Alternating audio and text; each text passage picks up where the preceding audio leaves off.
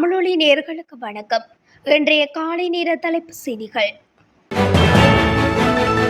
நியாயமானதும் சமநிலையானதுமான பரஸ்பர வர்த்தக பேச்சுவார்த்தைகளை நடத்தும் இலங்கை அரசாங்கத்தின் ஆக்கப்பூர்வமான அணுகுமுறையை அமெரிக்கா வரவேற்றுள்ளது.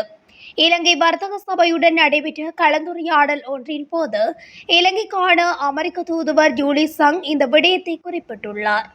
இந்த கலந்துரையாடலில் இரண்டு நாடுகளுக்கும் இடையிலான பொருளாதார ஒத்துழைப்பை ஆழப்படுத்துவதற்கான வழிகள் குறித்தும் கலந்துரையாடப்பட்டுள்ளது. பிராந்திய வர்த்தகத்தில் இலங்கையின் மூலோபாய நிலைப்பாட்டுடன் வர்த்தகம் மற்றும் முதலீட்டு வாய்ப்புகளை விரிவுபடுத்துதல் தொடர்பிலும் இதன்போது ஆராயப்பட்டுள்ளது. பேஸ்லைன் வீதியில் முன்னெடுக்கப்பட்ட ஆர்ப்பாட்டம் காரணமாக பொருளை பொது மயானத்திலிருந்து பொருளை சந்தி நோக்கி செல்லும் வீதியில் கடும் போக்குவரத்து நெரிசல் ஏற்பட்டுள்ளதாக தெரிவிக்கப்படுகிறது. பாலஸ்தீனத்தில் முன்னெடுக்கப்படும் தாக்குதல் நடவடிக்கைகளை கண்டித்தே குறித்த ஆர்ப்பாட்டம் முன்னெடுக்கப்பட்டுள்ளது. புதிய போலீஸ் மா அதிபர் சட்டத்தரணி பிரியந்த வீரசூரிய நேற்று பிற்பகல் ஜனாதிபதி அலுவலகத்தில் ஜனாதிபதி அனுரகுமார திசாநாயக்கவை சந்தித்துள்ளார். புதிய போலீஸ் மா அதிபருக்கு ஜனாதிபதி தனது வாழ்த்துக்களை தெரிவித்ததோடு ஜனாதிபதிக்கு அவர் நினைவு பரிசொன்றையும் வழங்கினார். சட்டத்தரணி பிரியந்த வீரசூரிய இலங்கை போலீசின் 37வது போலீஸ் மா அதிபர் ஆவார். இலங்கை போலீஸ் சேவையில் கான்ஸ்டபிள், சப் இன்ஸ்பெக்டர் மற்றும் உதவி போலீஸ் அத்தியட்சகர் ஆகிய 3 நிலைகளையும் கடந்து போலீஸ் மா அதிபர் பதவிக்கு தெரிவான முதலாவது போலீஸ் மா அதிபர் இவர் என்பதும் குறிப்பிடத்தக்கது. காத்தான்குடி போலீஸ் பிரிவுக்குட்பட்ட காத்தான்குடி நதியா கடற்கரை வீதி வழியாக பயணித்த முச்சக்கர வண்டி பால்வட்டோடை அருகே வீதியை விட்டு விலகி பள்ளத்தில் விழுந்து விபத்துக்குள்ளானது. இந்த சம்பவம் நேற்று இரவு 11:30 மணியளவில் இடம்பெற்றது. விபத்தின் போது முச்சக்கர வண்டியில் சாரதி உள்ளிட்ட 3 பயணித்திருந்தனர். வீதி புனரமைப்பு காரணமாக பாலத்தின் திருத்தப் பணிகள் நடைபெற்று வரும் நிலையில் பாலம் வழியாக வந்த முச்சக்கர வண்டி திடீரென கட்டுப்பாட்டை இழந்து குடை சாய்ந்து பள்ளத்துக்குள் விழுந்தது. சம்பவ இடத்துக்கு அருகில் இருந்த பொதுமக்கள் உடனடியாக சம்பவ இடத்துக்கு விரைந்து முச்சக்கர வண்டியை பள்ளத்தில் இருந்து வெளியே எடுக்கும் முயற்சியில் ஈடுபட்டனர். இதில் முச்சக்கர வண்டி வெற்றிகரமாக மீட்கப்பட்டது. மறைந்த முன்னாள் ராஜாங்க அமைச்சர் லொகான் ரத்வத்தவின் இறுதிக் கிரியைகள் எதிர்வரும் 17ஆம் தேதி மாலை 5 மணிக்கு கண்டியில் உள்ள நிட்டவேல குடும்ப மயானத்தில் நடைபெறவுள்ளது. நேற்று இரவு முதல் மக்கியாவில் உள்ள அவரது இல்லத்தில் அன்னாரது உடல் பொதுமக்கள் அஞ்சலிக்காக வைக்கப்படும் என குடும்பத்தினர் அறிவித்துள்ளனர். கடுமையான உடல்நல பாதிப்பால் கொழும்பில் உள்ள தனியார் வைத்தியசாலையில் சிகிச்சை பெற்று வந்த லொகான் ரத்வத்த நேற்று தனது 57வது வயதில் உயிரிழந்துள்ளார். எல்ல வெள்ளவாய பிரதான வீதியின் ராவணா எல்ல நீர்வீழ்ச்சிக்கு அருகில் கப்ரக வாகனமும் முச்சக்கர வண்டியும் நேருக்கு நேர் மோதி விபத்துக்குள்ளாகியுள்ளது. இந்த விபத்தில் முச்சக்கர வண்டியில் பயணித்த 6 பேர் காயமடைந்த நிலையில் தெமோதரை மற்றும் பண்டாரவளை வைத்தியசாலைகளில் சிகிச்சைகளுக்காக சேர்ப்பிக்கப்பட்டுள்ளனர். பதுளையைச் சேர்ந்தவர்களே இவ்வாறு காயமடைந்துள்ளனர். சேதுவ எரியகலிந்த பகுதியில் கடந்த 12ஆம் தேதி கூறிய ஆயுதங்களால் தாக்கப்பட்டு 40 வயது நபர் ஒருவர் உயிரிழந்தார். இந்த கொலை சம்பவத்துடன் தொடர்புடையதாக கருதப்படும் 5 சந்தேக நபர்களையும் குறித்த நபர்களுக்கு உதவியதாக இருந்த மேலும் 2 சந்தேக நபர்களையும் போலீசார் நேற்று கைது செய்தனர். சந்தேக நபர்களிடமிருந்து 3 கத்திகளையும் போலீசார் கைப்பற்றியுள்ளனர். சேதுவ பகுதியைச் சேர்ந்த 17, 18, 21, 25, 27, 44 வயதுடையவர்களே இவ்வாறு கைது செய்யப்பட்டுள்ளதோடு நீர்கொழும்பு நீதவான் நீதிமன்றத்தில் சந்தேக நபர்கள் முன்னிலைப்படுத்தப்பட்டுள்ளனர். எதிர்வரும் நாட்களில் 40,000 மெட்ரிக் டன் அரிசியை இறக்குமதி செய்ய அரசாங்கம் நடவடிக்கை மேற்கொண்டுள்ளது. உள்நாட்டு சந்தையில் கேரி சம்பா அரிசிக்கான தட்டுப்பாடு ஒன்றை ஏற்படுத்துவதில் பாரியளவான அரிசி ஆலை உரிமையாளர்கள் சூழ்ச்சிகளை மேற்கொண்டு வருவதாக அமைச்சர் வசந்த சமரசிங்க குற்றம் சாட்டியுள்ளார். அவ்வாறான பாரியளவான அரிசி ஆலை உரிமையாளர்களின் கொட்டத்தை அடக்குவதற்காகவே இவ்வாறு அரிசி இறக்குமதிக்கு அரசாங்கம் தீர்மானித்துள்ளதாக அமைச்சர் வசந்த சமரசிங்க குறிப்பிட்டுள்ளார்.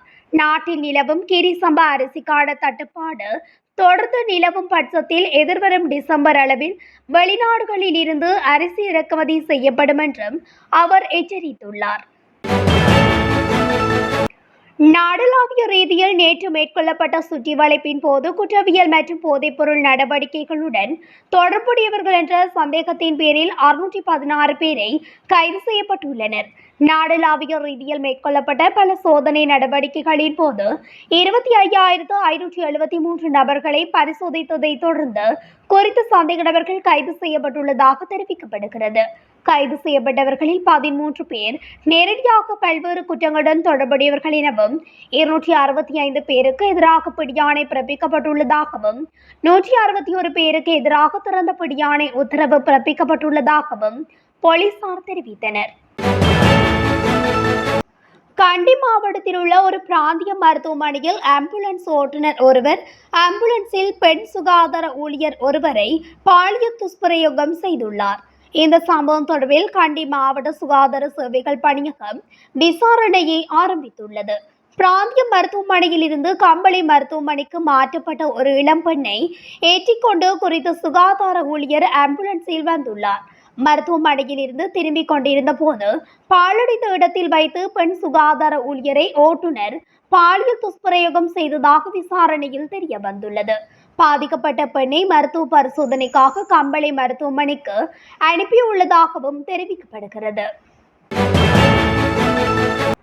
வரலாற்று பிரசித்தி பெற்ற நல்லூர் கந்தன் ஆலய வருடாந்த உற்சவத்தை முன்னிட்டு காவல்துறையினரால் விசேட பாதுகாப்பு ஏற்பாடுகள் மேற்கொள்ளப்பட்டுள்ளதாக யாழ் மாவட்ட சிரேஷ்ட காவல்துறை அத்தியட்சகர் APS ஜெயமகா தெரிவித்துள்ளார். இதன்படி நல்லூர் ஆலய விசேட உற்சவங்களில் 600 காவல்துறையினர் பாதுகாப்பு கடமையில் ஈடுபடுத்தப்பட்டுள்ளதாக அவர் குறிப்பிட்டுள்ளார். இந்த நிலையில் ஆலயத்துக்கு வருகை தரும் பெருமளவான பக்தர்களின் பாதுகாப்பை கருத்தில் கொண்டும் திருட்டுக்களை தடுக்கும் முகமாகவும் வடக்கு மாகாணத்தின் ஏனைய மாவட்டங்களில் இருந்தும் விசேட காவல்துறை அணியினர் நல்லூர் ஆலய பாதுகாப்பு என வரவழைக்கப்பட்டுள்ளதாக ஜெயமகா தெரிவித்துள்ளார். கொழும்பு அவிசாவளை பழைய வீதியில் இன்று மற்றும் நாளை விசேட போக்குவரத்து திட்டம் அமல்படுத்தப்பட உள்ளது. நவகமுவ விகாரையில் முன்னெடுக்கப்படும் பெருகர ஊர்வலத்தை முன்னிட்டு இந்த போக்குவரத்து திட்டம் அமல்படுத்தப்பட உள்ளதாக காவல்துறை ஊடகப் பிரிவு அறிவித்துள்ளது. இன்று இரவு 9 மணியிலிருந்து இந்த திட்டம் அதிகாலை 2:30 மணி வரையிலும் நாளை தினம் காலை 6 மணியிலிருந்து பிற்பகல் 2 மணி வரையும் விசேட போக்குவரத்து திட்டம் நடைமுறைப்படுத்தப்பட உள்ளது. இதன்படி கொழும்பு அவிசாவளை பழைய வீதி வெலே சந்தி மற்றும் ரணாள சந்தி வரை மூடப்படுவதால் மாற்று வீதிகளை பயன்படுத்துமாறு வாகன சாரதிகள் அறிவுறுத்தப்பட்டுள்ளனர். மருதாணி டெக்னிக்கல் சந்தையில் உள்ள 3 மாடி கட்டிடத்தில் இருந்து பெண்ணொருவரின் சடலம் மீட்கப்பட்டுள்ளது. சம்பவத்தில் 40 முதல் 45 வயது மதிக்கத்தக்க பெண்ணொருவரே உயிரிழந்துள்ளார். குறித்த பெண் நேற்றைய தினம் தங்கும் விடுதிக்கு ஆண் ஒருவருடன் வருகை தந்ததாகவும் கூறப்படுகிறது. எனினும் குறித்த நபர் அங்கிருந்து சென்றுவிட்டதாகவும் பின்னர் அந்த பகுதிக்கு வரவில்லை எனவும் அவரை கைது செய்ய போலீசார் தீவிர விசாரணைகளை முன்னெடுத்து வருகின்றதாகவும் கூறப்படுகிறது. அனுராதபுரம் விகாரைக்கு அருகில் புதையல் தோண்டியமைக்காக போலீஸ் மா அதிபரின் மனைவி உட்பட 8 பேர் கைது செய்யப்பட்டுள்ளனர். புதையல் தோண்டிய சம்பவம் தொடர்பாக கிடைத்த தகவலின் பேரில் அனுராதபுரம் போலீஸ் நிலைய அதிகாரிகள் குழு சம்பவ இடத்துக்கு சென்றது. சந்தேக நபர்கள் பதுளை, மாளிகாவத்தை, பதவி, ஸ்ரீபுர, கிராதுரு கோட்டை மற்றும் வரக்காப்புல ஆகிய பகுதிகளைச் சேர்ந்தவர்கள் என்று கூறப்படுகிறது. இத்துடன் தமிழொலியின் இன்றைய காலை நேர தலைப்பு செய்திகள் நிறைவடைகின்றன. தொடர்ச்சியாக செய்திகளை அறிந்து கொள்ள தமிழொலி ஊடகத்துடன் இணைந்திருங்கள். நன்றி, வணக்கம்.